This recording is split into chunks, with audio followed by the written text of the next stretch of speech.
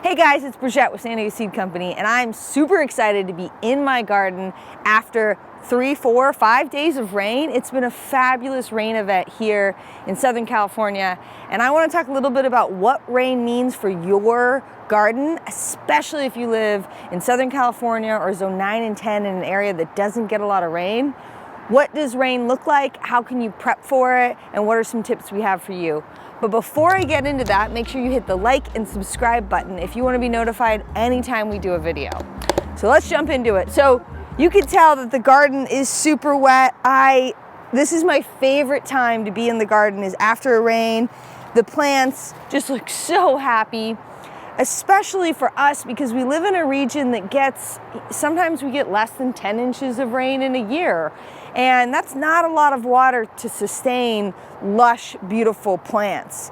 In fact, it's funny because when I first moved to California, I thought, wow, this place is so green, it's so lush. Well, it's only so green and so lush because of irrigation, because lawns and landscapes, they're artificially fed water. It's not from rain that naturally falls from the sky. We simply don't get enough. In fact, San Diego County is a semi-arid county, meaning that we're pretty close to being a desert sometimes. So keep that in mind when you're a gardener, especially if you're a transplant gardener. If you're gardening in San Diego, but you are from the Midwest or the East Coast, you'll notice that it is drastically different. So keep that in mind. For us, when it rains, it is one of the most exciting times in the garden or on the farm, and we do everything we can to try to capture as much water in the soil as possible, and for several reasons. One, because it doesn't rain here very often, when it does rain, we get a lot of wash off. We get mulch that gets washed off of our rows. You'll notice that there's a lot of flooding that can happen. That's because really dry soil has a hard time sucking up moisture. And you'll know this from our other videos when we talk about seed starting and we talk about how seed starting mix is hydrophobic, meaning really, really dry soil has a hard time holding on to water molecules. So it is our job before it rains to ensure that we can capture as much water in the garden as possible. So how do we do that? There's a couple different things you can do. Right before it rains, it's always a good idea to, one, turn off your irrigation. Don't waste any water if you don't have to. Two, I like to go through, and you can tell we use a lot of mulch in the garden. So what I do is I simply come in with a rake and I will actually move the mulch off of my main rows to make sure that nothing is impeding water soaking into that ground. You also can break up the soil lightly with perhaps like a pitchfork, something very simple. In fact, I've got one here and I'll show you what that looks like. So you might just take a pitchfork, or you can use a broad fork, and you can go in, and all I'm doing is simply cracking open the soil. That's it. Nothing excessive. It does two different things. One, I'm making these nice little holes where moisture and air can get down into the ground. Two, I'm breaking up soil compaction. Now, I want to tell you this with a word of caution, because there is a big difference between using a pitchfork or a broad fork to break open the soil and tilling the soil when it is this wet or before a rain. Before a rain, you want to make sure you don't overwork the soil, because that can lead to moisture not getting in, and then actually, as it rains, it will lead to more soil compaction. Let's think about why that is.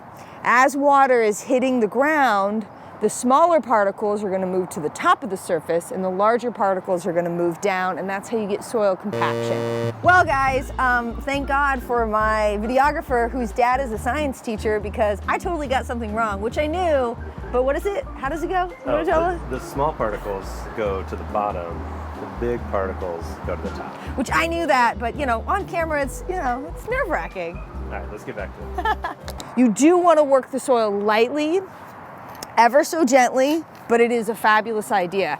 You can tell here, it's been raining for the last 4 or 5 days. You can tell that the soil is already very soft, very fluffy. I don't have a lot of soil compaction, and that's partly because that's in my area that I'm planting and not in my walkway. If I were to do this in my walkway, it would be a lot more compact.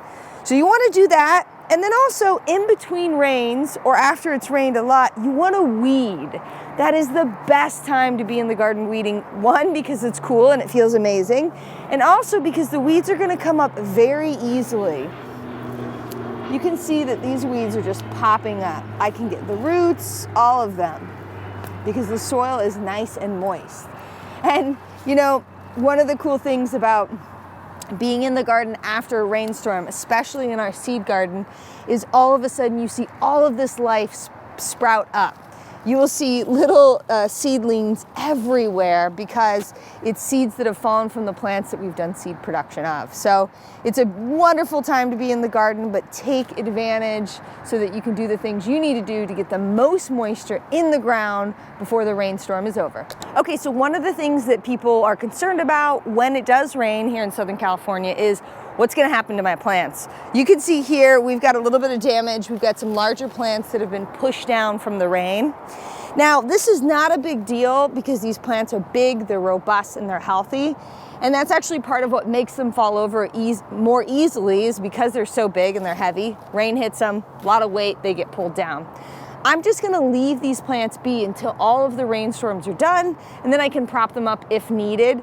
But a lot of times what you'll see is the plants will on their own gently start pulling themselves back up. This guy is a little too heavy. He might need a little bit of help, but overall, he's perfectly fine. He's still rooted. So that's important to remember. Now, one area in your garden where rain can really do some damage is if you have baby starts outside.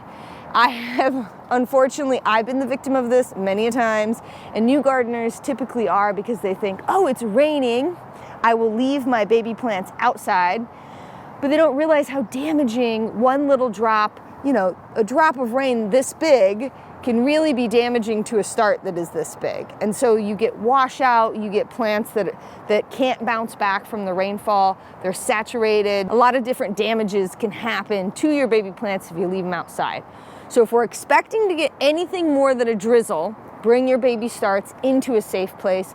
They don't have to necessarily be inside, but maybe even just under an awning or an umbrella so that they're safe from wind and large raindrops. So if you have a plant that falls over and you really don't think that it will recuperate, just harvest it. Maybe it's a sign, maybe the roots are not as deep as they should be, and it's time to take it out, enjoy it, then let that ground soak up lots of water for your future planting. Okay, so the other thing that we do before a rainstorm, and this is primarily my husband's job and he loves it, he goes around and he checks all of our rain barrels.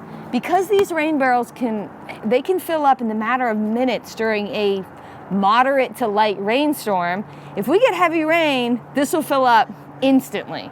And so he goes around, he uses these hoses, and we actually gravity feed, and we will deep water a lot of our palm trees or other plants, ornamental plants on the property that are not as important to us as our vegetables, and we'll empty them so that they can fill up in the next rainstorm. It's also important to check any of your overflow hoses to make sure they're not blocked with anything. The first rainstorm of the year, this was actually blocked because some animal had come and buried into here and made a little nest, and so this was not overflowing. So we had massive amounts of water that was just flowing right here. Luckily, it didn't get into the garage. But it's important to check everything and make sure that when it overflows, which it will, especially a barrel this small, the water has somewhere to go. We usually let the water overflow into the garden and onto our mango tree. You can see how happy it is. But if we really need to move water excessively, we can actually just put this right down the driveway. Oops, sorry. Sorry. I was off of the camera. No matter where you are in the United States, if you're in an area that gets lots of rain or you're in an area that gets very little rain, you have to remember that before irrigation, before electricity, rain was the farmers' most important thing that they needed to grow their crops. And we still have that reverence for rain today, especially because we're in a semi-arid climate. So before you get a rainstorm, make sure you go check on your plants, do what you need to do to make sure that that rainstorm can be as beneficial to your garden as possible.